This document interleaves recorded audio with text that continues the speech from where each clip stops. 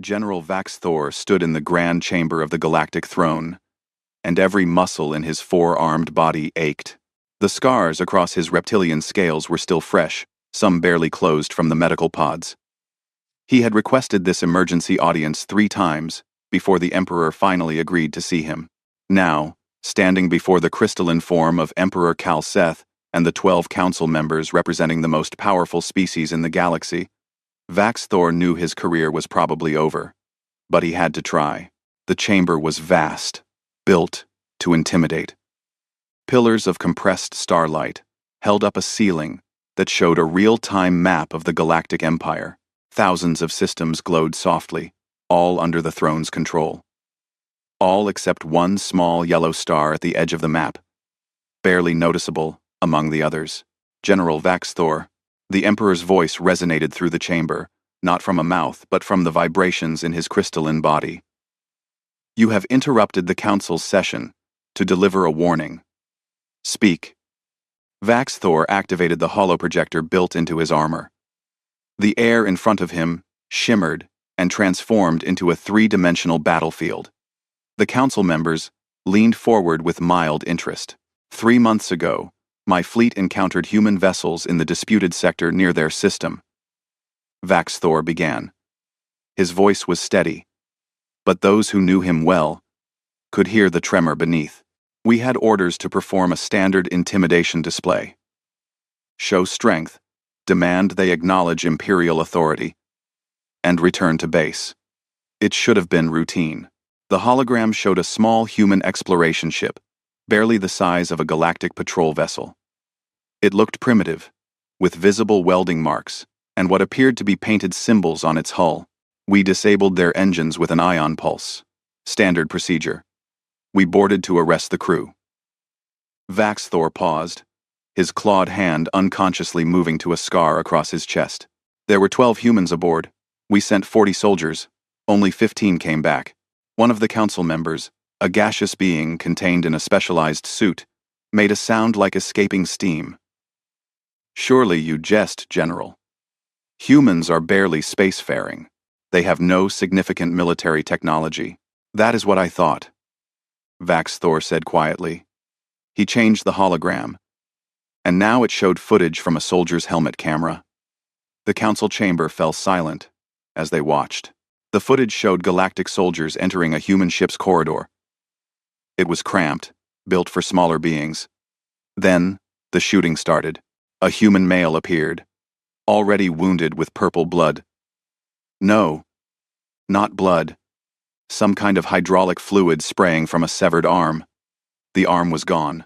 By all medical logic, the human should have been in shock, dying. Instead, he charged forward, firing a primitive kinetic weapon with his remaining hand, and screaming words the translator rendered as, "Come on then." The galactic soldiers shot him 3 more times. He fell, but as he went down, he threw something. The grenade detonated in the confined space, killing 4 soldiers instantly. "They don't stop," Vaxthor said, his voice cutting through the shocked silence. "We analyzed their biology afterward. They have a chemical called adrenaline that floods their system during stress. It overrides pain, overrides logic. They kept fighting with injuries that would kill any of us twice over." He showed more footage. A human female, trapped in a damaged section of the ship with no weapons, had used a piece of broken pipe to kill 2 soldiers in hand-to-hand combat before being subdued. Another human had deliberately vented the atmosphere in his own section, killing himself and 6 galactic troops rather than surrender. "This is an anomaly," said Council Member Zax, a tall being with too many joints in her limbs. "You encountered resistance from a desperate crew. This proves nothing about the species as a whole." "I thought the same," Vaxthor admitted. He pulled up a data file. "So, I researched them. I spent 3 months studying everything we know about humans." The hologram shifted to show Earth, a blue and green world that looked deceptively peaceful. Then it zoomed to show human cities, human faces, human life. "They are a death world species," Vaxthor continued. Their planet has a gravity 1.3 times what most of us consider standard. The atmosphere has poisonous oxygen levels. Their world is filled with predators, natural disasters, diseases. They evolved not as the apex predator of their world, but as persistence hunters. Do you understand what that means? The Emperor's crystalline form pulsed slowly, showing he was listening. It means they are not the strongest or the fastest. They evolved to chase their prey for days, weeks even, until the prey collapsed from exhaustion. They never give up. It is built into their very nature. Admiral Zorkath, who had been standing silently at the back of the chamber, finally spoke. He was a massive being, easily 3 meters tall, with thick armored plates covering his body.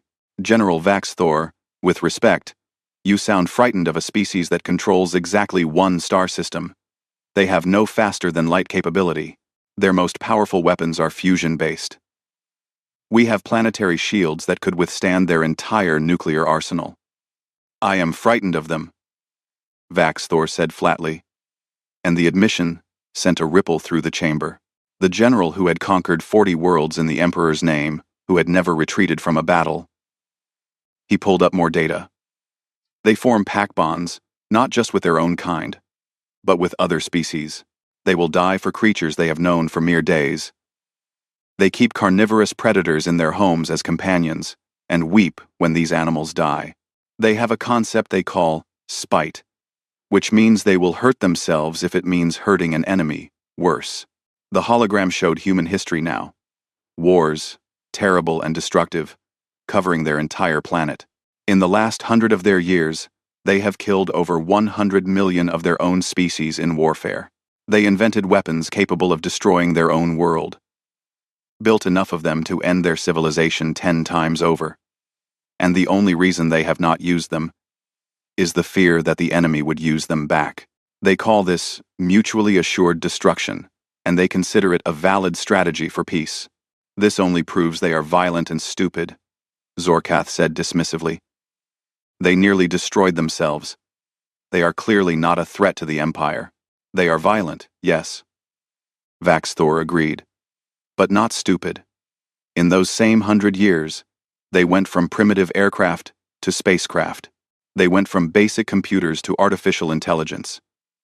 Their rate of technological advancement is faster than any species we have encountered. And all of it, has been driven by warfare.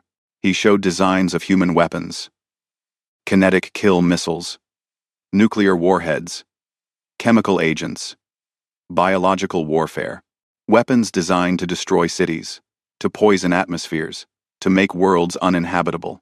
They have weapons they consider too terrible to use, Vaxthor said. Think about that. A species that has killed 100 million of its own kind has weapons they have mutually agreed are too horrible for warfare. I accessed their data networks. I read their literature, their entertainment, their philosophy. Do you know what I found? The chamber was completely silent now. They have a saying. The only thing necessary for evil to triumph is for good people to do nothing. They believe inaction, in the face of wrong, is itself a moral failure. They have another saying, give me liberty or give me death. They value freedom over their own survival. Vaxthor's voice grew stronger, more urgent. They worship gods of war. They write songs about doomed last stands. Their greatest stories are about small groups defeating impossible odds. They teach their children that fighting against overwhelming opposition is noble. They have made heroes out of soldiers who held positions until every single one of them died. He showed images from human culture. Ancient warriors, modern soldiers, fictional heroes, all fighting, all struggling, all refusing to surrender. When we boarded that ship, one of the humans was already dying from the initial attack. We found him in the medical bay, connected to machines keeping him alive. Do you know what he did? He disconnected himself from life support, picked up a weapon, and killed 3 more of my soldiers before his heart stopped. His last words, according to the translator, were, "Worth it." Emperor Kalseth finally spoke, his voice resonating through the chamber. General, your concern is noted. However, we cannot allow a single species to remain outside imperial authority simply because they are violent. Many species resisted incorporation. All eventually submitted. With Cum 290, with considering of Crossest, this is different, Vaxthor insisted. Every species we have conquered had a breaking point. A threshold of casualties they would not cross. A government that could surrender. A will that could be broken. Humans do not have this. I found records of their wars, cities bombed to rubble, and the survivors continued fighting from the ruins. Soldiers cut off from all support, and they fought as individuals. Ships with no hope of survival, and the crews sang songs as they died. He pulled up one final piece of footage, saved for this moment. It showed a human soldier, captured during the boarding action, being interrogated. The human was young, barely into adulthood by their species standards. She had burns covering half her body and had lost 3 fingers on her left hand. The interrogator asked her why she had fought when surrender would have saved her life. The human girl smiled, blood on her teeth, and said something the translator struggled with. After a moment, the translation appeared. Because fuck you. That's why. They have no word for surrender in some of their languages, Vaxthor said. The closest translation is tactical withdrawal, or temporary retreat. But not surrender. Not giving up. Admiral Zorkath laughed, a deep booming sound. Then they are fools, who do not know when they are beaten. All the better for us. Emperor, I volunteer to lead the incorporation of the human system. It is resource-rich and strategically located. With your permission, I will bring these violent children into the Empire, where they can be properly controlled. Several council members voiced their agreement. The human system was valuable, and humanity clearly needed to be taught their place in the galactic order. Vaxthor felt his heart sinking. They were not listening. They thought he was being overcautious. Cowardly, even. He could see it in their postures, hear it in their voices. Emperor, I beg you, Vaxthor said. And the word, beg, from a general of his standing made several council members pause. Leave humanity alone. Quarantine their system if you must. Monitor them. Study them. But do not invade their world. They are not ready to join the galactic community, and we are not ready for what will happen if we try to force them. Your counsel is noted, General, the Emperor said, his tone making it clear the decision was already made. However, we cannot show weakness by avoiding a single system because they are violent. Admiral Zorkath, you will prepare a fleet. 500 ships should be more than sufficient. You will proceed to Earth, deliver our standard terms, and bring them into the Empire. Zorkath bowed, his armor plates scraping against each other. It will be my honor, Emperor. I will have this accomplished within 2 of their months. Vaxthor made one final attempt. There is something else. Something I have not mentioned yet. The humans have a concept in their philosophy and religion. They call death the last enemy. Not an enemy, but the enemy. The final one. The ultimate opponent. He looked around the chamber, making eye contact with each council member. They do not fear death. They have declared war on it. They fight diseases that should be incurable. They invent machines to restart stopped hearts. They freeze their dead in hopes that future technology will revive them. They send their elderly into medical facilities where machines keep them alive long past when nature would have taken them. And they do this not because they are afraid of death, but because they refuse to accept it. Vaxthor's voice dropped to barely above a whisper, but in the silent chamber, everyone heard him clearly. What do you think beings who have declared war on death itself will do when we threaten them with it? The Emperor considered this for a long moment. Then, his crystalline form pulsed with what might have been amusement. Then we shall teach them that some wars cannot be won. This audience is concluded. Admiral Zorkath, begin your preparations. General Vaxthor, you are dismissed. As the chamber began to empty, Vax Thor stood frozen for a moment. He had failed. He looked up at the map of the galaxy on the ceiling, at that small yellow star, and felt a chill run through his body. Admiral Zorkath approached him, placing a heavy hand on Vax Thor's shoulder. "Do not feel bad, old friend. You have grown cautious in your age. It happens to all warriors eventually. I will show you how easily these humans can be brought to heel." Vax Thor looked at the Admiral, at his confident posture, his assured smile. "I hope you are right," he said quietly.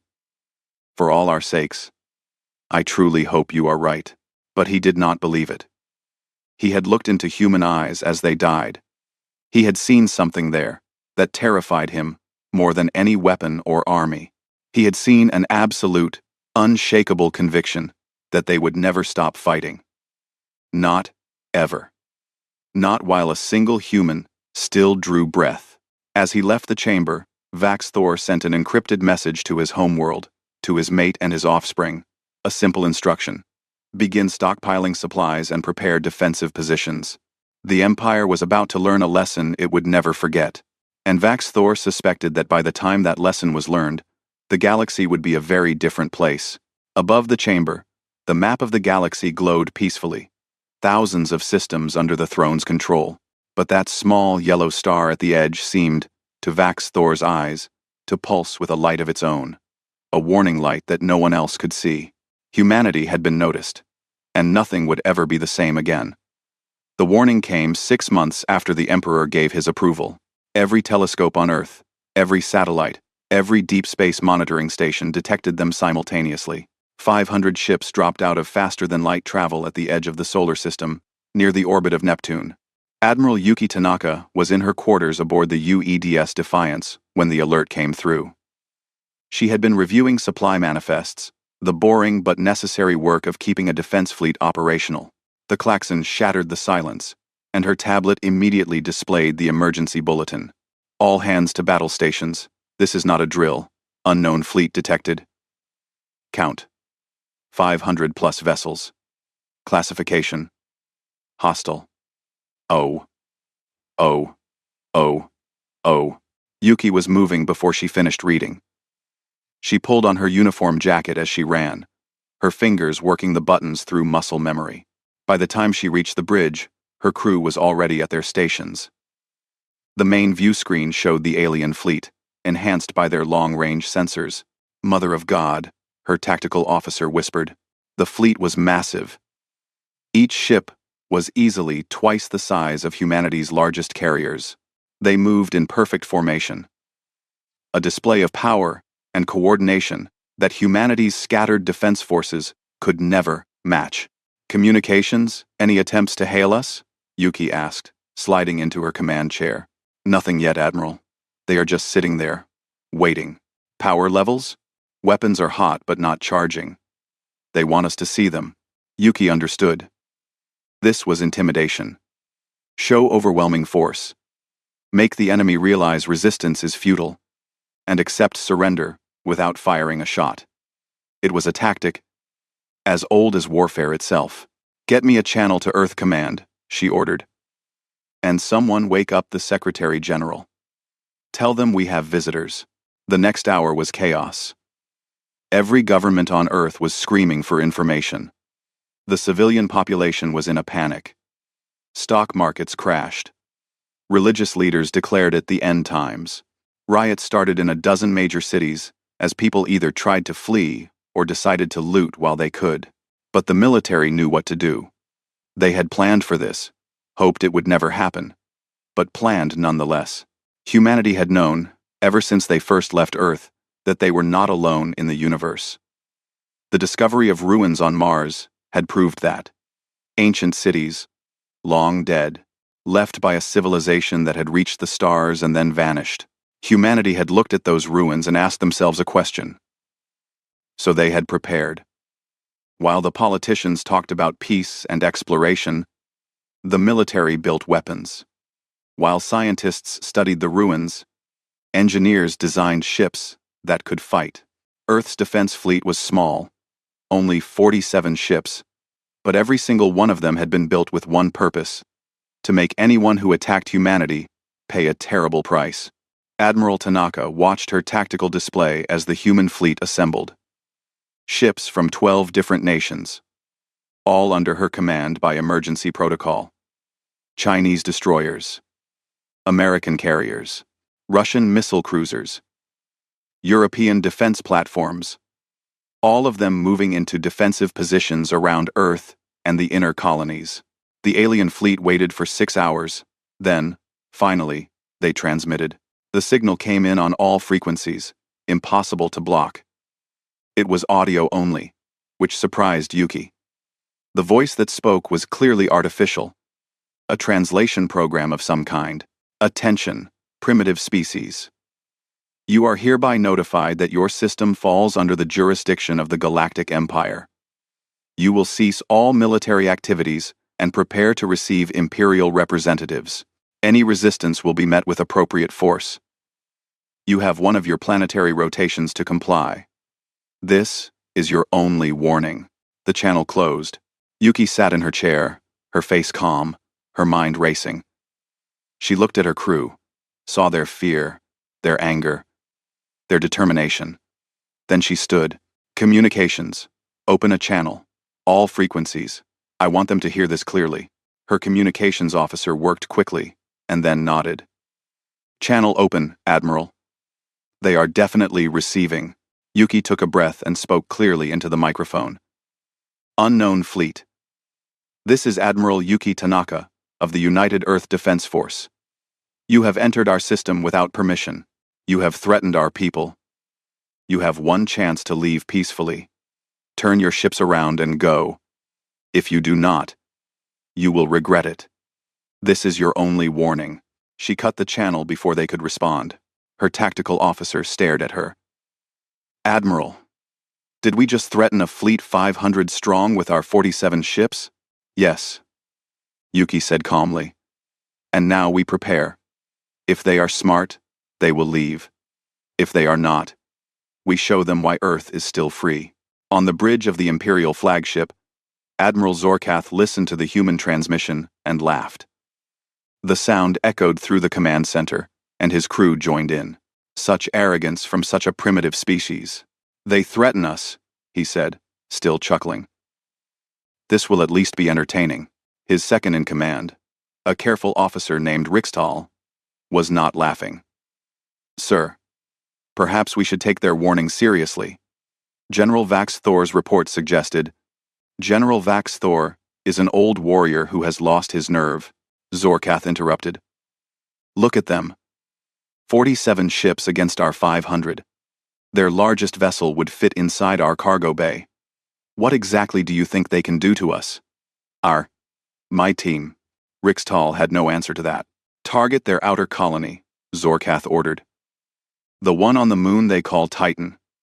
Destroy it. Show them what resistance costs. Sir. There are civilians there. Then they should evacuate. We are not barbarians. Give them 1 hour. The human colony on Titan received the warning with 58 minutes to spare. The colony administrator, a woman named Sarah Chen, immediately ordered evacuation. 3,000 miners and their families rushed to the transport ships. But Sarah stayed behind with a crew of 20 volunteers. They were engineers, explosives, experts, and one very angry mining foreman named Duke Morrison, who had worked on Titan for 15 years. They want our colony? Duke growled, his thick accent making the translator work hard. Fine. Let them have it. But I will be damned if we leave them anything useful. They worked fast. Titan was a mining colony, which meant it had explosives. Lots of explosives. They rigged every building, every tunnel, every piece of equipment. Then they uploaded a virus into the automated systems, one that would cause a catastrophic failure in the methane processing plant. Sarah stood in the control room, watching the countdown.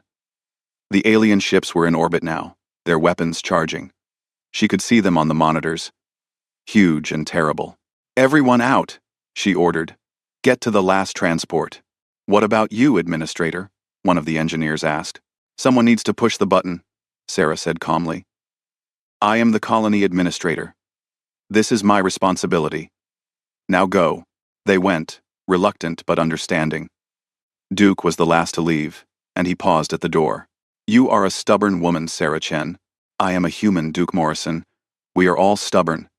Now get out of here. Duke left. Sarah waited until she received confirmation that the transport was clear. And then she activated the detonation sequence. She had 30 seconds.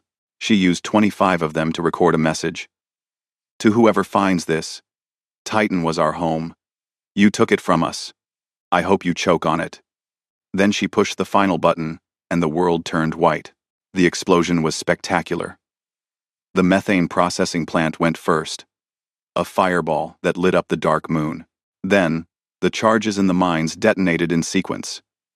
And the entire colony collapsed into the tunnels below. As a final touch, Sarah had reprogrammed the orbital docking platform to decouple from its supports. The massive structure, weighing thousands of tons, fell toward Titan's surface in the low gravity. But it did not fall straight down. Sarah had fired its positioning thrusters one last time, giving it lateral momentum. It fell like a spear, directly into the path of the nearest Imperial destroyer. The Galactic ship tried to evade, but it was too close, and the platform was too large. Metal screamed against metal. The platform tore through the destroyer's shields and ripped a hole in its hull. Atmosphere vented, fires erupted, and the ship began to list. Admiral Zorkath watched in disbelief as one of his ships was crippled by a piece of debris. No, not debris. The humans had weaponized their own infrastructure. Status on the destroyer? He demanded. Heavy damage, sir. 40% casualties. It will need to withdraw for repairs. Zorkath felt a flash of anger. One ship damaged, and they had not even engaged the enemy fleet yet. He thought of General Vaxthor's warnings and pushed them aside. This was a lucky shot. Nothing more. Begin the assault, he ordered. Destroy their defense fleet. Show them the price of resistance. The Imperial fleet moved forward, engines burning bright in the darkness of space. The human fleet waited near Mars, positioned between the invaders and Earth. Admiral Tanaka watched them come. Her hands were steady on the armrests of her chair. She had fought in wars before, back when nations still fought each other for resources and territory. She had seen death. She had ordered people to die. But this was different. This was for all of humanity. All ships, weapons free, she ordered. Launch all drones. Activate the mines. And get me a firing solution. On their flagship, her crew moved with practiced efficiency. The battle began. The humans struck first, which surprised the Imperial fleet. Hundreds of autonomous drones, each no larger than a fighter craft, swarmed toward the Galactic ships. They were fast and maneuverable, and they were not trying to fight. They were trying to ram. Evasive action. Commanders across the Imperial fleet shouted as the drones closed in. Point defense weapons fired, destroying dozens of drones. But there were too many. They struck like bullets. Their nuclear reactors rigged to overload on impact. 3 Imperial frigates died in the first 30 seconds, overwhelmed by suicide attacks. What kind of species weaponizes their own technology like this? Rixtal shouted. Disbelief clear in his voice. A desperate one, Zorkath replied. But he was beginning to feel something he had not felt in many years. Doubt. The human ships opened fire next. Their weapons were primitive. Railguns and missiles mostly. But they used them with devastating effectiveness. They did not try to fight ship to ship. Instead, they launched missiles on ballistic trajectories and then retreated, forcing the Imperial ships to chase them into prepared kill zones. The space between Mars and Earth was full of mines. Thousands of them, left dormant until now. As the Imperial fleet pursued the retreating humans, the mines activated. More ships died, blown apart by weapons that cost almost nothing to build but everything to defend against. Admiral Tanaka stood on her bridge, watching the tactical display. They were losing. Of course they were losing. You could not win a battle when outnumbered 10-1. But winning was not the objective. Captain Morrison, she said into her communicator, speaking to the commander of the UEDS Retribution. You are clear to execute Protocol Omega. Understood, Admiral, came the reply. It has been an honor serving with you. The honor was mine, Captain. Give them hell. The Retribution was one of humanity's oldest ships, a carrier that had seen better days. Its reactor had been damaged in the opening exchange, and it was venting atmosphere. By all rights, it should have withdrawn. Instead, it turned toward the Imperial flagship and accelerated. Sir, one of their carriers is on a collision course. A sensor operator shouted on Zorkath's bridge. Destroy it. Zorkath ordered. Weapons fire lanced out, striking the Retribution repeatedly. Its shields failed. Armor burned away. Entire sections of the ship were torn open to space. But it did not stop. It could not stop. Its crew was dead, its weapons destroyed, its systems failing. But its engines still worked, and Captain Morrison had locked the controls. The Retribution struck the Imperial flagship at a significant fraction of the speed of light. The resulting explosion could be seen from Earth, a new star that burned for 3 seconds and then faded. When the light cleared, the Imperial flagship was gone. So was the Retribution. So were 2 other Imperial ships that had been too close to the blast. Admiral Zorkath survived, barely. He had been thrown across his bridge by the impact, and his command chair had crushed one of his legs. Smoke filled the air, and emergency lights flashed. Status! He shouted, coughing. Flagship destroyed, sir. You are on the secondary command ship. We have pulled you from the wreckage. Zorkath tried to stand and failed. His leg was broken, maybe worse. The battle? We are winning, sir. The human fleet is down to 12 ships, but our losses are significant. 47 ships destroyed or disabled. 47 ships, the same number the humans had started with. They had traded 1 for 1 against an enemy that should have crushed them. What are the humans doing? Zorkath asked.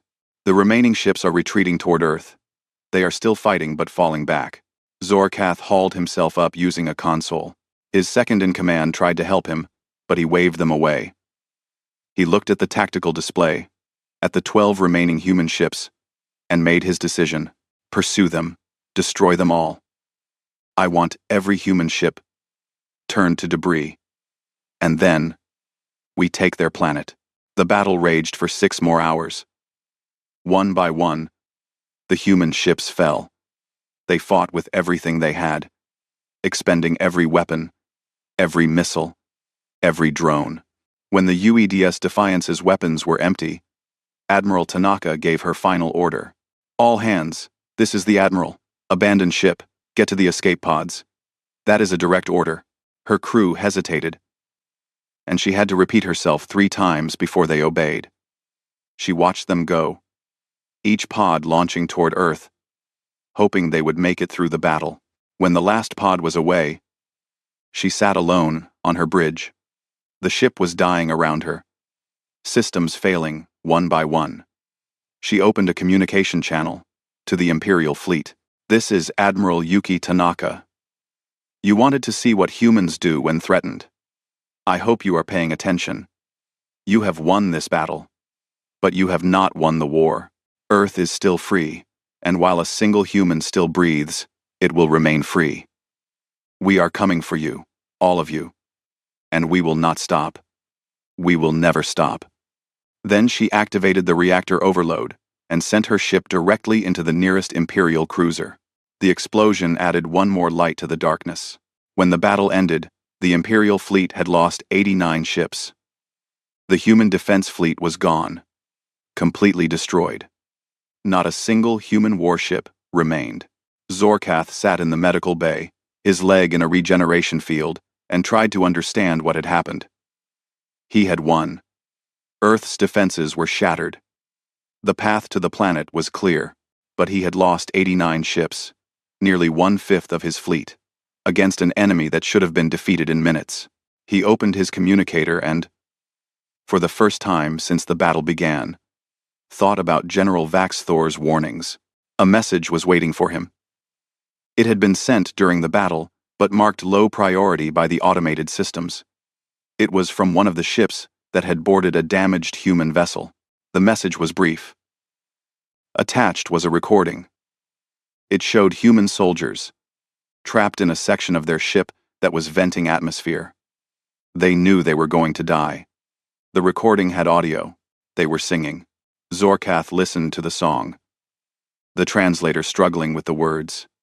It was something about standing together, about never surrendering, about dying free rather than living in chains. The humans sang until the air ran out, and then they died. Zorkath closed the message and looked at the tactical display. Earth was there, waiting.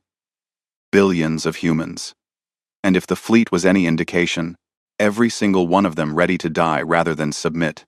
He thought about turning back. He genuinely considered it. But the Emperor was watching. The Council was waiting for his report. And he had come too far to retreat now. Prepare for orbital bombardment, he ordered. We take their planet. But as the fleet moved toward Earth, Admiral Zorkath made a note in his personal log, a single sentence that he would never share with anyone. General Vaxthor was right. The bombardment of Earth began 3 days after the space battle.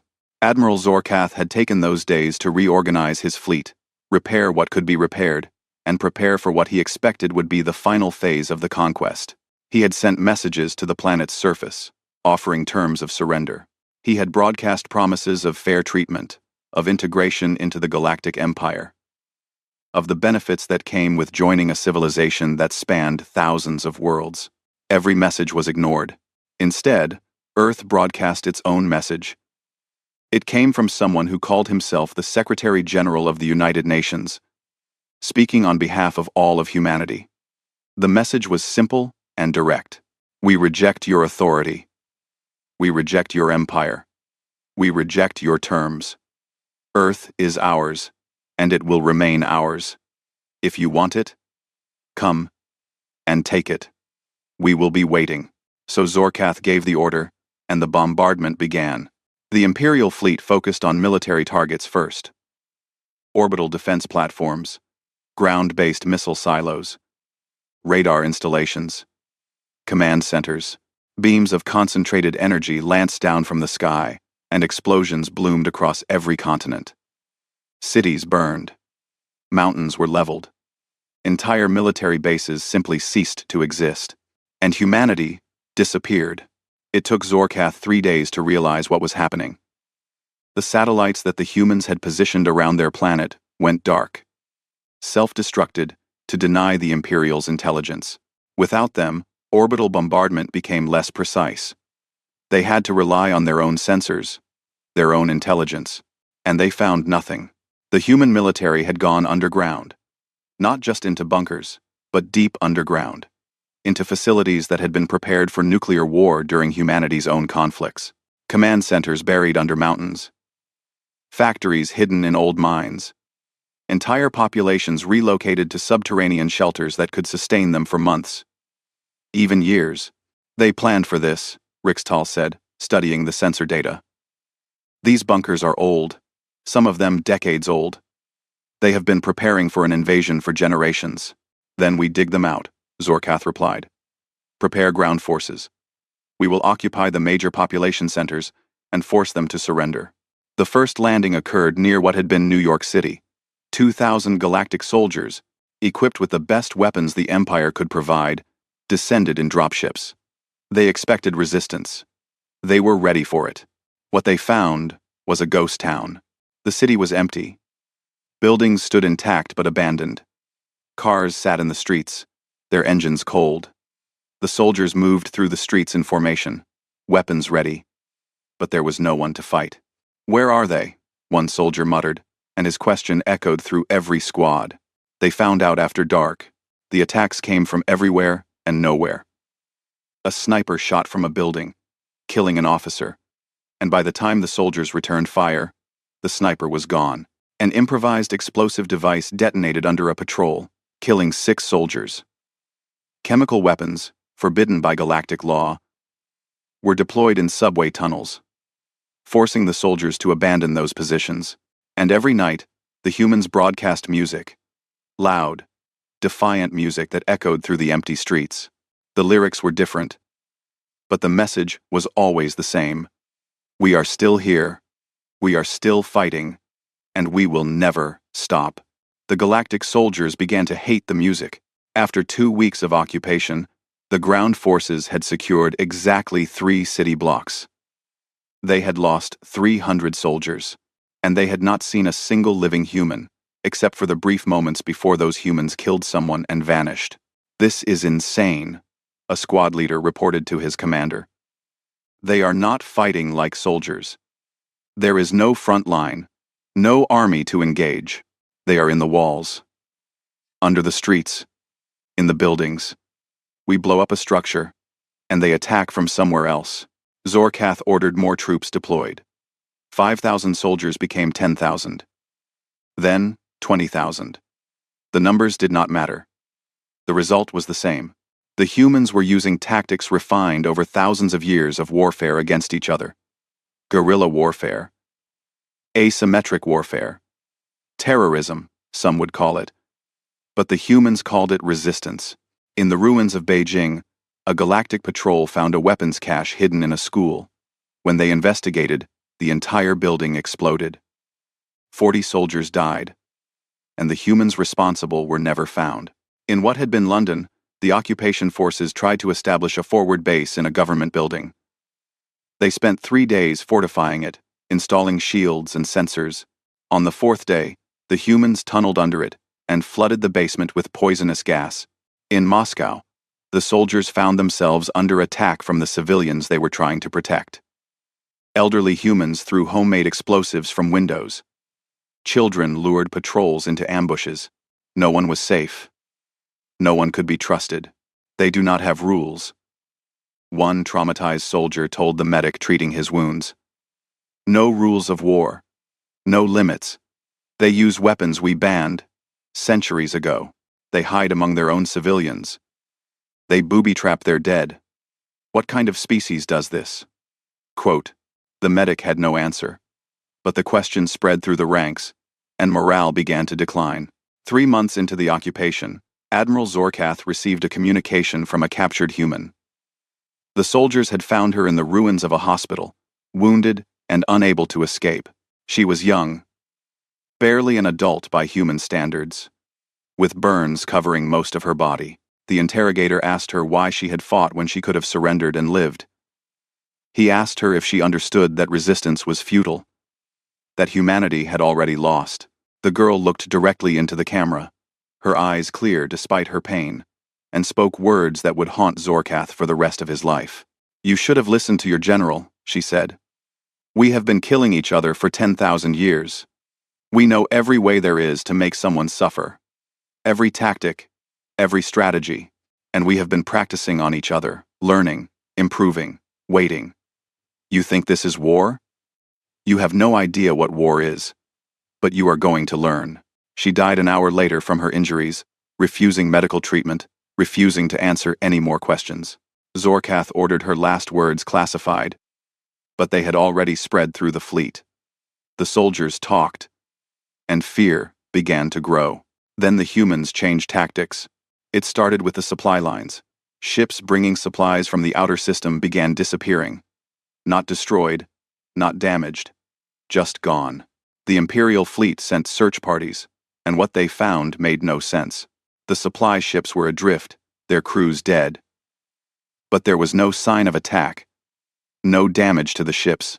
Medical examination revealed that the crews had been exposed to biological agents, diseases that killed within hours. Where did they get biological weapons? Zorkath demanded. They had no space fleet. We destroyed it. Rixtal pulled up intelligence reports, his hands shaking slightly.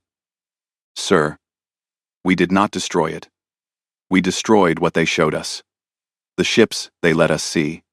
They had others, hidden in the asteroid belt, in the moons of Jupiter, in deep space.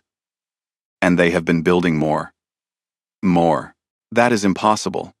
We have been watching this system for months. We would have detected construction. They built them inside asteroids, sir. Hollowed them out and assembled the ships inside. By the time our sensors detected them, they were already operational. Zorkath felt something cold settle in his stomach. How many ships? Unknown. We have confirmed at least 30 new human warships. But there could be more. They have automated construction facilities scattered throughout the system, all of them hidden, all of them producing weapons. 30 ships should not matter. Zorkath still had over 400 vessels under his command. But these new human ships were different from the ones they had destroyed in the first battle. These ships had been built specifically to fight galactic vessels, using technology captured from disabled Imperial ships. They had reverse-engineered shield generators. They had copied weapons systems. They had learned. The first engagement with the new human fleet occurred near Jupiter. A galactic supply convoy, escorted by 6 warships, was ambushed by 8 human vessels. The battle lasted 12 minutes. The human ships won, not through superior technology or firepower, but through tactics that the Galactic Navy had never encountered. They used the radiation from Jupiter to mask their approach. They fired missiles on ballistic trajectories, making them look like space debris until they activated at close range.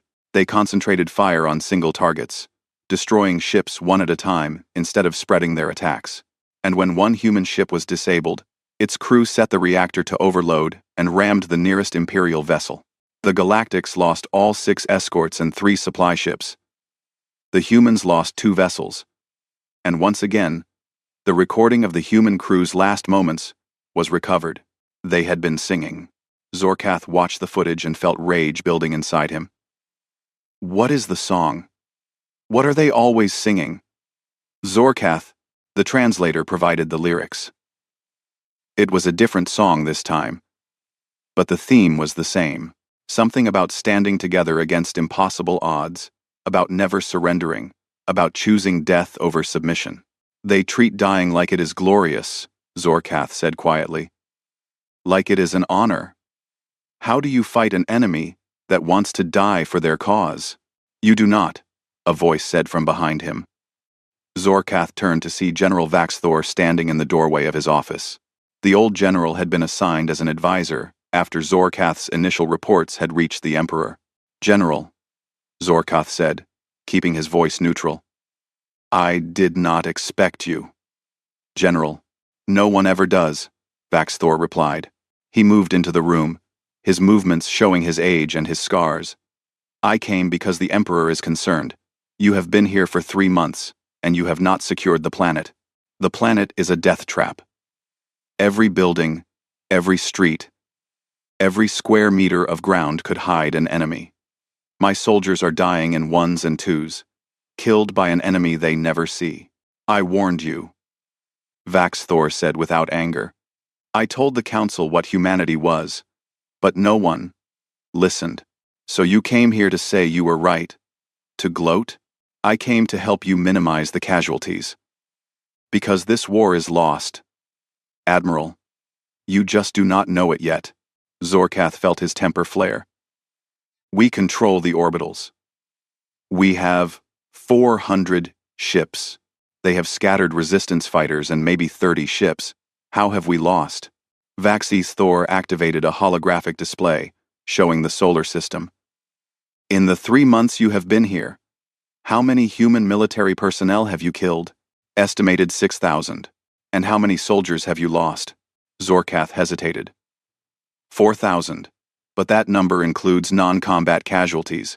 So you have lost 2/3 as many troops as you have killed, fighting an enemy with no space fleet, no orbital defenses, and no unified command structure. Vaxthor zoomed the display to show Earth. You control 3 cities. Or rather, small parts of 3 cities. The rest of the planet is still in human hands. Their industrial capacity is largely intact because they built it underground. Their population is mostly alive because they evacuated before you arrived. And every day you stay here, they grow stronger while you grow weaker. Then what do you suggest? Leave. Now. Tell the Emperor that Earth cannot be conquered, or at least not without an effort that would cripple the Empire. Quarantine the system and move on. I cannot do that. The Emperor would see it as cowardice. Then you will die here, Vaxthor said simply. You and every soldier under your command. Because humans do not surrender, and they do not forgive. They will fight you for years, decades, generations. Zorkath wanted to argue, but the numbers did not lie. In 3 months, he had lost more troops than in any campaign in his career, and he had nothing to show for it except ruined cities and traumatized soldiers. How long? He asked quietly. How long could we hold out? If we committed to total war?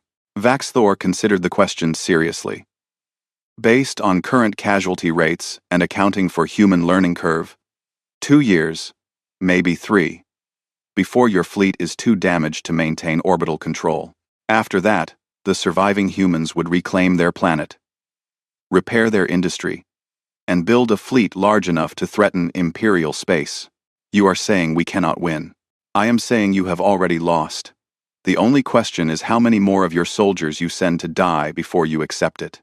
Zorkath stood and walked to the window. Outside, he could see Earth below, blue and green and beautiful. Somewhere down there, humans were preparing their next attack. Somewhere in the asteroid belt, more ships were being built. And somewhere in the darkness between the stars, General Vaxthor's words were echoing with a truth he did not want to accept. He had come to conquer humanity.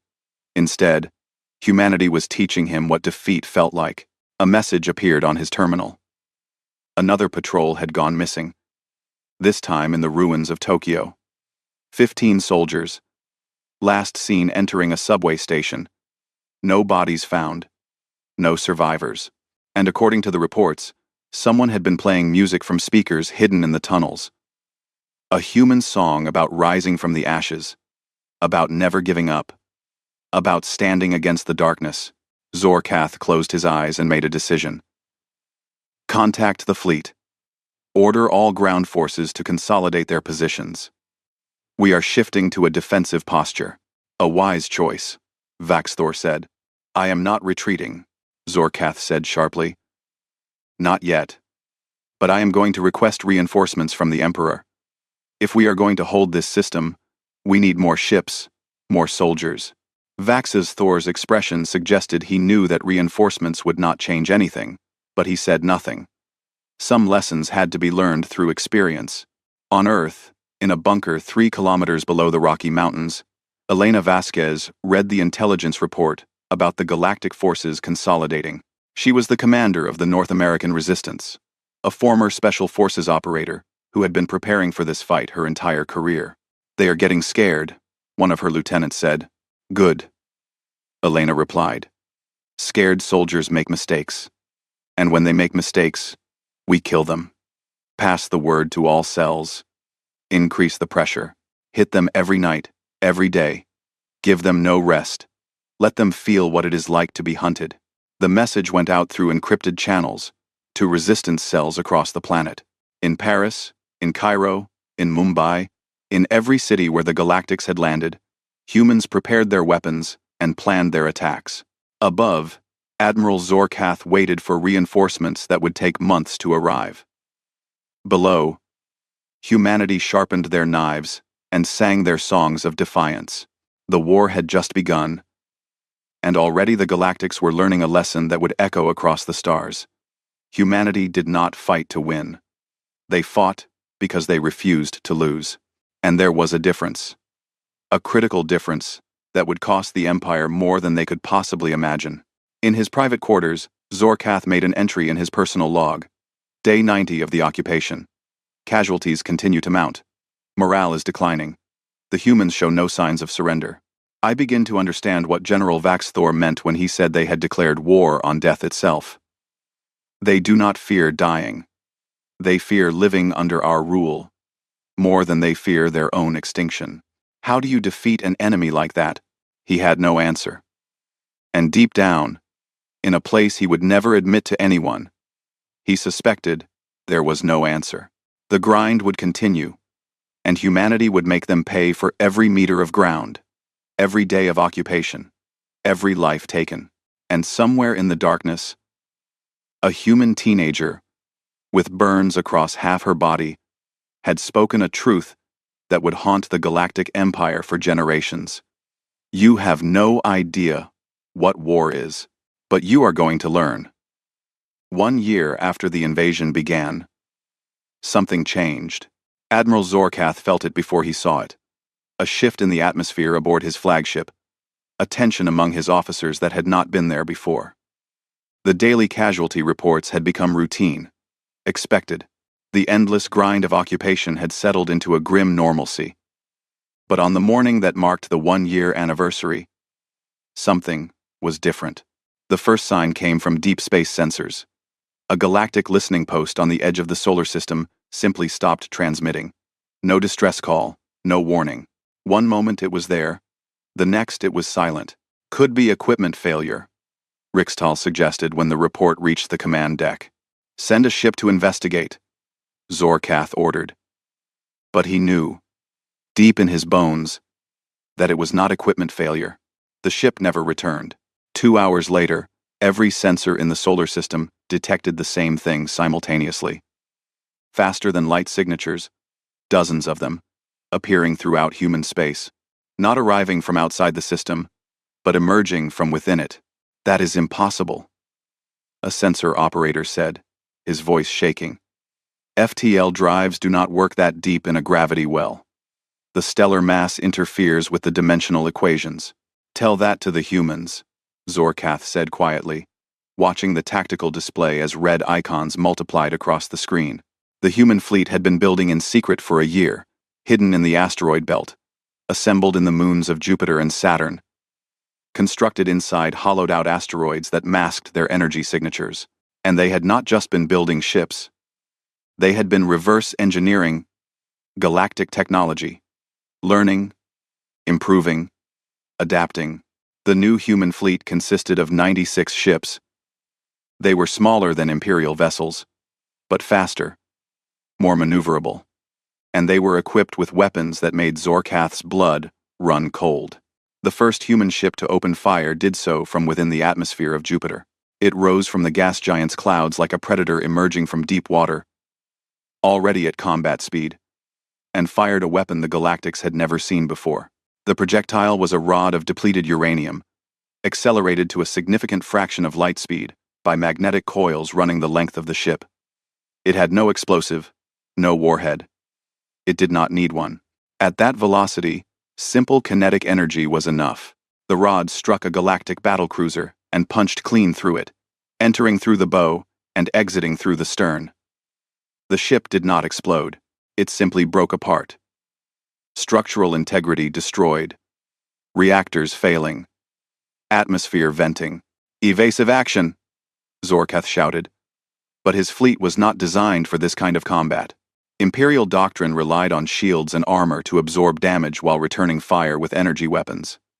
But the human kinetic weapons hit too hard, too fast. Shields meant to stop energy beams were useless against solid projectiles moving at relativistic speeds. The battle that followed was chaos. The human ships did not fight like the vessels Zorkath had destroyed a year ago. They fought like pack hunters, coordinating their attacks, focusing fire, exploiting every weakness in Imperial defenses. And they were not fighting alone. From Earth's surface, from the moon, from Mars and the asteroid belt, missiles launched. Thousands of them. Most of them simple kinetic kill vehicles, dumb weapons with minimal guidance. But there were thousands of them, and they forced the Galactic fleet to split their attention. Sir, we are being overwhelmed, Rixtal reported. 30 ships have taken critical damage. The humans are targeting our larger vessels specifically. Zorkath watched as another battlecruiser died, this one to a swarm of human fighters that had somehow gotten past the point defenses. The fighters were piloted, not drones. He could see them on the tactical display, tiny signatures that moved with purpose and precision.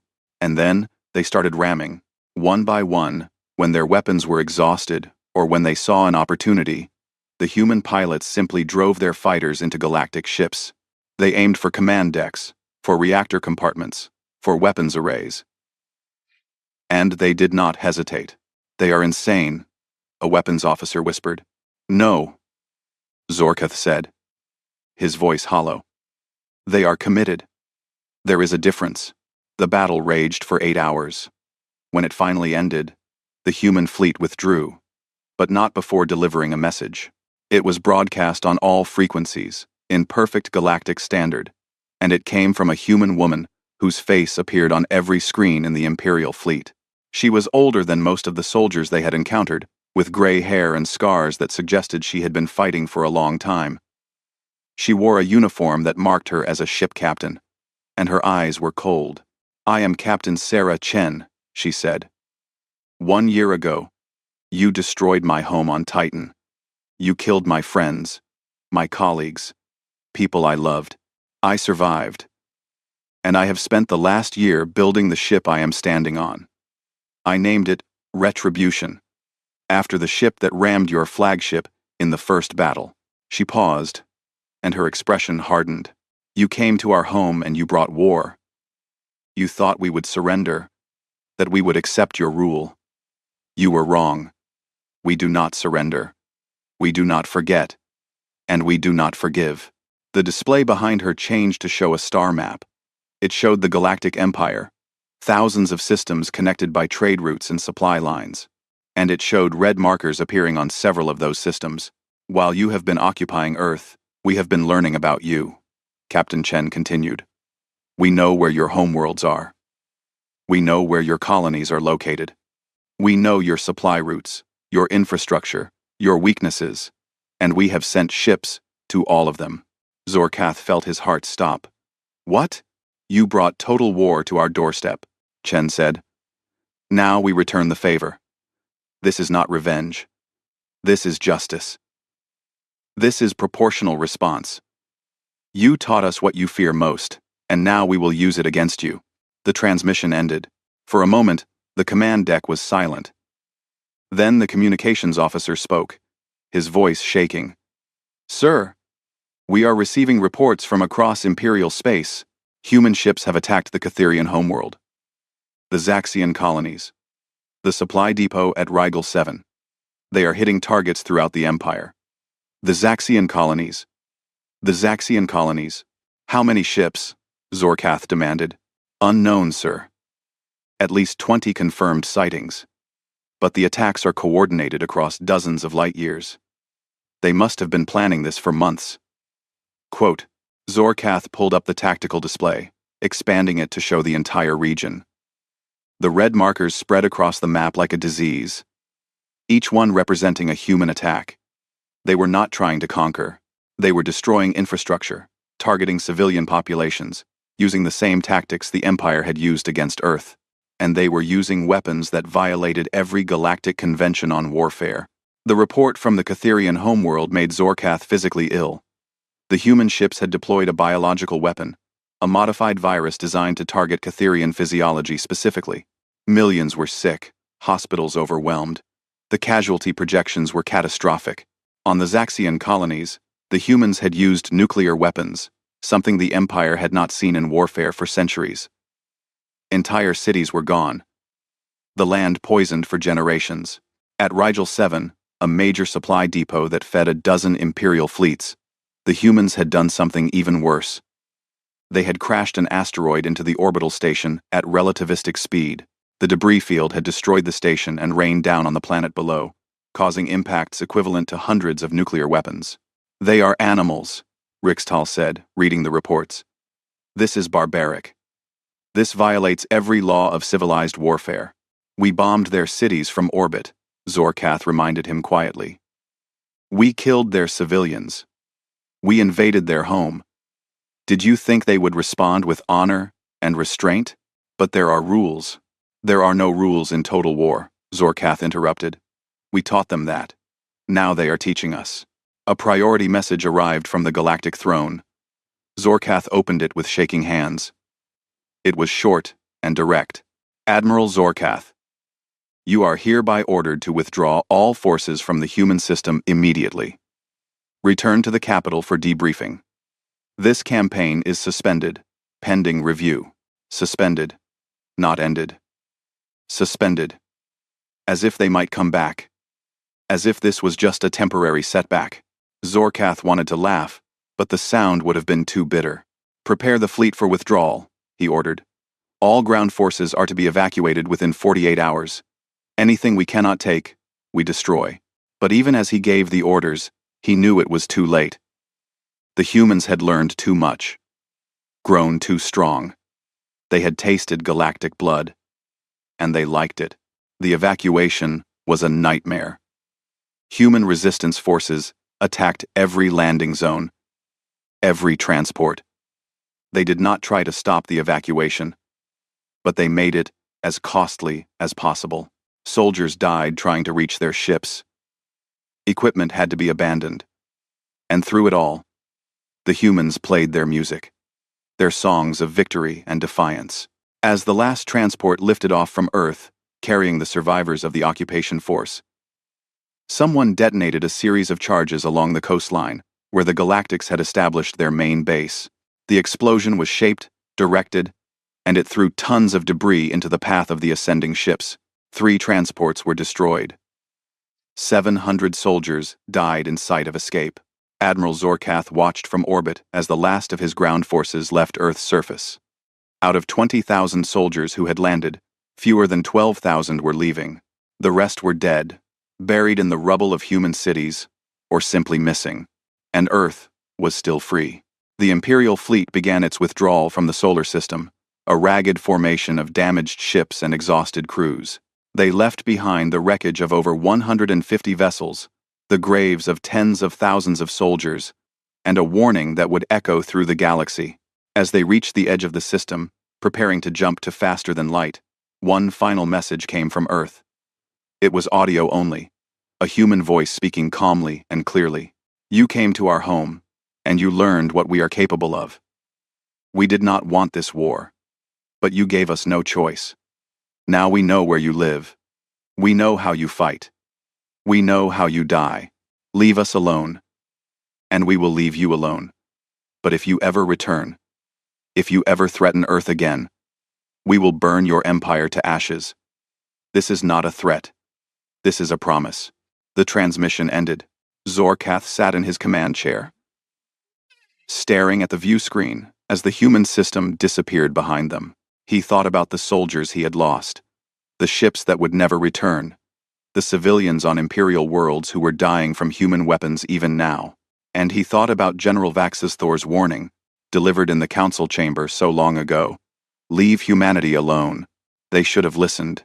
As the fleet jumped to FTL, leaving the Sol system behind, Zorkath received one more message. It was from General Vaxithor, and it contained only a single sentence. Welcome back, Admiral. We need to talk about what comes next. Because the war was not over. It had only just begun. Humanity had defeated the invasion, but they had also learned something dangerous. They had learned that they could fight the Empire and win.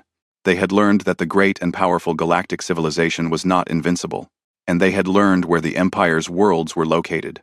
In bunkers across Earth, in hidden shipyards throughout the solar system, humanity was already planning their next move. They had won the defensive war. Now they were preparing for the offensive one. Captain Sarah Chen stood on the bridge of her ship, the Retribution, and looked at the star maps. So many worlds, so many targets. The Empire had hurt them, killed millions, destroyed cities, and humanity was going to make them pay for every single death. Captain, her tactical officer said, we have confirmation. All strike teams have reported successful attacks and are withdrawing. Good, Sarah said. How many Imperial worlds did we hit? 37, ma'am. The weapons were deployed as planned. Casualty estimates are still coming in, but preliminary numbers suggest millions of Imperial citizens affected. Sarah nodded slowly. She felt no joy in the number, no satisfaction, only a grim determination to see this through to the end. Prepare the next wave of attacks, she ordered. We are going to teach the Empire what it means to threaten humanity, and we are going to make sure they never forget the lesson. On the far side of the galaxy, Emperor Kalseth received the reports from his military commanders. The human counteroffensive had struck 37 systems simultaneously. The casualties were catastrophic. The economic damage would take years to repair. And the psychological impact on the Empire's citizens was immeasurable. For the first time in 1,000 years, the Galactic Empire was afraid. Not of an external threat. Not of a rival empire or an alien invasion. They were afraid of a single species from a single world who had refused to be conquered. The Emperor summoned his council and spoke a truth that changed the balance of power in the galaxy. We have awakened something that should have been left alone. The humans are no longer prey. They are predators. And we have taught them that we are vulnerable. In the silence that followed, every member of the council understood what that meant. The galaxy had a new apex predator. And its name was humanity. 5 years had passed since the failed invasion of Earth, and the Galactic Empire was dying. Not quickly, not dramatically, but slowly and steadily, like a great beast bleeding from 1,000 small wounds. Emperor Kalseth stood in the throne room, his crystalline form flickering with patterns that showed his distress, and looked at the 2 military officers before him. General Vaxthor stood as he always had, straight and dignified despite his age and scars. Next to him, Admiral Zorkath looked like a broken shadow of the warrior he had once been. The admiral had aged badly in 5 years. His armor was scarred and dented from a dozen battles against human forces. His eyes held a haunted look that never quite went away. "Report," the Emperor commanded, his voice resonating through the chamber. Vaxthor stepped forward and activated a holographic display. The map of the Galactic Empire appeared, but it looked different than it had 5 years ago. Whole sectors were marked in red, indicating systems under attack or lost to rebellion. Yellow markers showed systems where Imperial control was contested. The amount of solid blue, representing secure Imperial territory, had shrunk considerably. "The situation continues to deteriorate," Vaxthor said bluntly. "In the 5 years since we withdrew from Earth, humanity has conducted over 200 separate military operations against Imperial targets. They have destroyed 15 major military installations, crippled our supply network in the outer sectors, and provided weapons and training to 17 different rebel groups within the Empire." He zoomed the map to show specific systems. The Catharian homeworld is still recovering from the biological attack. Their birth rate has dropped by 40%. The Zaxian colonies have lost 3 worlds entirely, the radiation levels making them uninhabitable. And just last month, humans destroyed the shipyards at Deneb 4, setting back our naval construction by at least 2 years. "How many ships do they have now?" the Emperor asked. "Conservative estimates suggest at least 300 vessels capable of interstellar travel," Vaxthor replied. "But the real number is likely higher. They hide their construction facilities, move them constantly, and use stealth technology they derived from captured Imperial equipment. We cannot track them all." End quote. 300 ships against our thousands, Zorkath said quietly. "And yet, they are winning. They are not trying to conquer us," Vaxthor explained. "They are trying to bleed us. Every attack costs us resources, both material and political. Every human raid inspires another rebellion within the Empire. They have turned themselves into a symbol of resistance, proof that the Empire can be fought and defeated." The Emperor's crystalline form pulsed with anger. "Then we send a larger fleet. We mobilize the entire Imperial Navy and finish what we started." "With respect, Emperor," Vaxthor said carefully, "that is exactly what the humans want us to do." He pulled up new data, intelligence reports that made grim reading. Human agents have infiltrated several Imperial worlds. They have made contact with dissident groups, provided them with weapons, taught them tactics. If we pull our fleets to attack Earth, these groups will rise up. We will lose more worlds to rebellion than we could possibly gain by conquering one human planet. "So we do nothing?" the Emperor demanded. "We allow this to continue?" "We negotiate," Vaxthor said, and the word fell into the chamber like a stone. Silence. The very concept of the Galactic Empire, negotiating with a species they had tried to conquer, was unthinkable. It showed weakness. It suggested that humanity was an equal power, which was impossible. Except it was not impossible anymore. "The humans have made it clear," Vaxthor continued, "that they will accept peace, but only on their terms. They want full recognition of Earth's sovereignty, reparations for the damage we caused, and a 50-light-year neutral zone around their system that no Imperial ship may enter. Unacceptable, Zorkath said, speaking for the first time. We cannot agree to such terms. It would make us look weak. We are weak, Vaxthor said bluntly. At least in relation to humanity. And every day we pretend otherwise. We grow weaker. Our economy is strained from constant military operations. Our citizens are afraid. Our subject species are questioning our authority. How long before the Empire collapses entirely? End 1. Before anyone could respond, an aide rushed into the chamber. The breach of protocol was so severe that guards actually raised their weapons before recognizing the aide as one of the Emperor's own staff. Forgive me, Emperor, the aide said, breathless. But we have just received word. A human fleet has appeared in the capital system. The chamber erupted in chaos, shouts, orders, demands for information. The Emperor's form blazed with light as his emotions overwhelmed his control. How many ships? Vaxthor demanded, his voice cutting through the noise. 20, General. They appeared at the edge of the system and have made no aggressive moves. They are broadcasting a request to speak with Imperial leadership. It is a trick, Zorkath said. A distraction while they attack somewhere else. Or, Vaxthor said slowly, they are here to negotiate. They could have attacked. 20 ships could do significant damage before we stop them. But they are asking to talk. The Emperor made his decision. Bring them to the orbital platform. Under guard and with weapons locked on them at all times. If they make any hostile move, destroy them. And if they do not? Vaxthor asked. Then we listen to what they have to say. 3 hours later, General Vaxthor stood in the diplomatic reception hall, watching as the human delegation arrived. He had never seen living humans before, only recordings and intelligence reports. Now, seeing them in person, he understood something he had missed before. They looked fragile. They were small compared to most galactic species, their bodies soft and unarmored. They moved with a grace that came from lower gravity, and they breathed the station's atmosphere without assistance, though he knew it was richer in oxygen than most species preferred. But their eyes held something that made Vaxthor's instincts scream danger.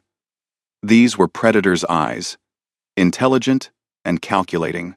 The human delegation was led by a woman who introduced herself as Admiral Yuki Tanaka. Vaxthor recognized the name. She had commanded the human defense fleet in the first battle, the one who had sent her ship on a suicide run into an Imperial cruiser. You survived, Vaxthor said, surprised. I evacuated first. Admiral Tanaka replied with a slight smile. I am not suicidal, General. Just committed. There is a difference. She was joined by 5 others. A military officer who watched everything with suspicious eyes. A civilian who was introduced as Earth's Secretary of Defense. A scientist who immediately started examining the station's architecture with fascination. And 2 others, whose roles were not specified. They were escorted to a conference room where the Emperor waited, along with his full council. The room was designed to intimidate, with the Emperor's crystalline form positioned above the others, literally looking down on anyone who entered. Admiral Tanaka looked around the room, nodded once as if confirming something to herself, and then sat down at the table without waiting for permission. Thank you for agreeing to meet with us, she said. I know this must be difficult. No one likes admitting they made a mistake. You are quite bold, the Emperor said, his voice cold. For someone whose planet we could sterilize from orbit. You could try, Tanaka replied calmly, but it would be the last thing your empire ever did. We have positioned weapons throughout your territory. Stealth ships in orbit around every major world. Automated systems that will activate if we do not send regular override codes. If Earth dies, hundreds of Imperial worlds die with it. The council chamber erupted in outrage, but Tanaka continued speaking, her voice never rising. We call it mutually assured destruction. It is an old concept for us, one we are very familiar with. You cannot destroy us without destroying yourselves. So we are going to sit here, as civilized beings, and negotiate a peace that allows both of us to survive. This is extortion, one council member shouted. This is reality, Tanaka corrected. You invaded our home. You killed millions of our people. You started a war that you thought would be easy. You were wrong. Now we are offering you a way out that does not end with both our civilizations in ruins. Emperor Kalseth studied the human admiral for a long moment. What are your terms? Tanaka pulled up a holographic display. Full recognition of Earth and all its colonies as a sovereign nation. Reparations for the damage you caused, to be paid over 50 years. A neutral zone of 50 light-years around Earth that Imperial ships may not enter without permission. And a formal apology from this council for the invasion. Unacceptable, Zorkath said. The reparations alone would bankrupt the Empire. Then you should not have started a war you could not afford to lose, Tanaka replied. She looked directly at Zorkath, and the Admiral flinched from her gaze. You commanded the invasion fleet, did you not? How many of your own people died? How many families received notification that their loved ones were killed trying to conquer a world that did not want to be conquered? Zorkath did not answer. I lost my ship. Tanaka continued, her voice softening slightly. I lost friends, colleagues, people I had known for years. And I know you lost people too. This war has cost both of us too much. It is time to end it. General Vaxthor spoke up. What guarantees do we have that humanity will honor this peace? The same guarantee you have always had, Tanaka said. We keep our promises. When we said we would defend Earth to the last human, we meant it. When we say we will leave you alone if you leave us alone, we mean that too. She stood and walked to the viewport, looking out at the stars. We did not want this war. We wanted to explore, to learn, to find our place among the stars. You forced us to become warriors, but we do not want to be warriors forever. We want to go back to building, creating, discovering. Give us peace, and we will give you the same. The Emperor considered this for a long moment. General Vaxthor, you tried to warn us. You told us to leave humanity alone. We did not listen. What is your recommendation now? Vaxthor did not hesitate. Accept their terms. We cannot win this war. We can only lose it slowly or quickly. This way, we lose with honor and preserve what remains of the Empire. Admiral Zorkath? The Admiral looked at Admiral Tanaka, at the humans who had defeated him, humiliated him, and taught him what true warfare looked like. I agree with General Vaxthor. Accept the terms. The Emperor's crystalline form pulsed with complex patterns, processing the decision. Then, for the first time in the 1,000-year history of the Galactic Empire, an Emperor bowed to a species they had tried to conquer. We accept your terms, Emperor Kalseth said.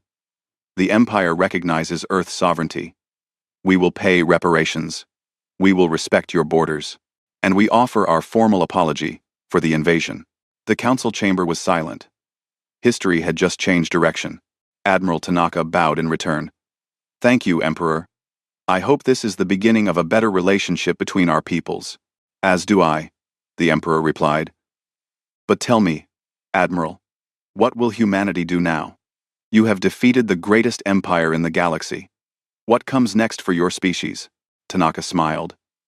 And it was a smile that sent chills through everyone who saw it. We explore. We build. We learn. And we make sure that no one ever threatens Earth again. She looked around the room, making eye contact with each council member. We are taking our place among the stars. Not as subjects. Not as servants. But as equals. And if anyone threatens that, they will learn the same lesson you did. The negotiations took 3 more days to finalize. Treaties were signed. Borders were established. And the first human embassy on an alien world was opened in the imperial capital.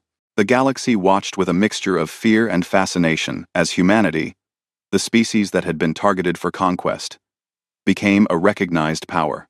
On the final night before the human delegation left, General Vaxthor found Admiral Tanaka standing alone on an observation deck, looking at the stars. May I join you? He asked. Of course, General. They stood in silence for a moment. Two warriors who understood each other better than most. I tried to warn them, Vaxthor said quietly. I told them what you were, what you could become. I know, Tanaka replied. I read your report. It was the most respectful thing anyone has ever done for us. You saw what we were capable of, and instead of trying to exploit it, you tried to prevent a war. I failed. You tried. That matters. Tanaka turned to look at him. What will you do now, General? The Empire is changing. The old ways are ending.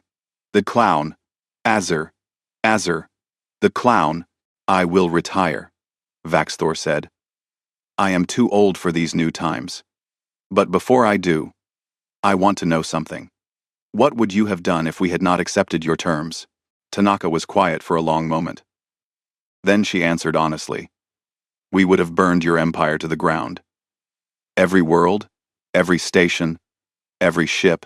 We would not have stopped until the Galactic Empire was a memory. And then we would have mourned all the deaths, ours and yours, and carried that weight for the rest of our existence. You mean that? Every word. Vaxthor felt a chill run through his body. You really did declare war on death itself, did you not? We declared war on anyone who threatens our freedom, Tanaka corrected. Death is just one enemy among many. But it is the last enemy, and we will defeat it too. Eventually. I believe you, Vaxthor said, and I think that terrifies me more than anything else. Tanaka smiled. Good. Fear is healthy. It keeps you cautious. It keeps you respectful. It keeps you alive. She offered her hand, a human gesture of respect and farewell. Vaxthor took it, feeling how small and fragile her hand was in his, and yet knowing the strength it represented. May we never meet in battle, General. May we never need to, Admiral.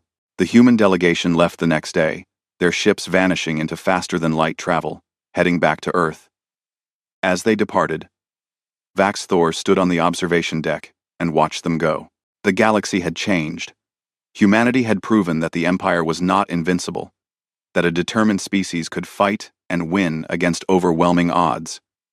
Other species would take note. Rebellions would grow. The old order would crack and eventually shatter. But perhaps that was not a bad thing. Perhaps the Empire had become too comfortable, too arrogant, too certain of its own superiority. Perhaps humanity, with their violence and their determination and their refusal to accept defeat, was exactly what the galaxy needed. On Earth, in a ceremony attended by billions via broadcast, Admiral Tanaka stood before the Secretary General and received the highest honor humanity could bestow. The Medal of Terra, given only to those who had ensured the survival of the human species. You went to the heart of the enemy, the Secretary General said, and you brought back peace. The war is over. Humanity is free, and the galaxy knows our name. The crowd erupted in cheers, but Tanaka's thoughts were elsewhere. She thought about the soldiers who had died defending Earth. She thought about the civilians killed in the bombardment. She thought about the Imperials who had died too, soldiers following orders, caught up in a war they did not start. So many dead on both sides. So much loss. But also, so much gained. Humanity had earned its place among the stars through blood and fire. They had proven they could not be conquered, would not be enslaved, and refused to surrender. The galaxy had learned what happened when you threatened Earth, and the galaxy would never forget. In the years that followed, humanity spread across the stars. They established colonies, made contact with other species, and slowly, carefully, began to build a new civilization. They remained armed, remained vigilant, but they also remained hopeful. The Galactic Empire survived, though in a diminished form. Other species gained independence, inspired by humanity's example. The old order gave way to something new, something more dynamic, and on every human ship, in every colony, in every home on Earth, the same message was taught to each new generation. We stand for freedom, we fight for peace, and we will never, ever surrender. The galaxy had learned its lesson. Humanity was not prey. They were not subjects. They were not a species to be trifled with. They were the apex predators that the galaxy had not recognized until it was too late, and they were here to stay. In his retirement, General Vaxthor wrote a book about his experiences. The final chapter was titled, "The Warning No One Heeded." It became required reading at every military academy in what remained of the Empire. The last paragraph was simple and direct. If you encounter humanity in your travels, show them respect. Offer them friendship. Treat them as equals, because if you make them your enemy, they will teach you the same lesson they taught us. And by the time you learn it, it will be too late to matter. Admiral Zorkoth never wrote about his experiences. He never spoke of the war publicly, but late at night, in his private quarters, he would sometimes watch recordings of the first battle, of the human ships fighting against impossible odds, of crews singing as they died, and he would remember a young human girl with burns across her body, telling him that his people had no idea what war was. She had been right. They had learned, and the cost of that education had nearly destroyed everything they had built. The galaxy moved forward, changed forever by a species that refused to be conquered. Humanity took its place among the stars, not as conquerors, not as slaves, but as free people who had earned their freedom through sacrifice and determination. And somewhere in the darkness between the stars, on every human ship and every human world, they sang their songs. Songs of defiance, of hope, of determination. Songs that spoke of a species that had looked at the greatest empire in the galaxy and said, simply and clearly, no. That single word had changed everything, and the galaxy would never be the same again.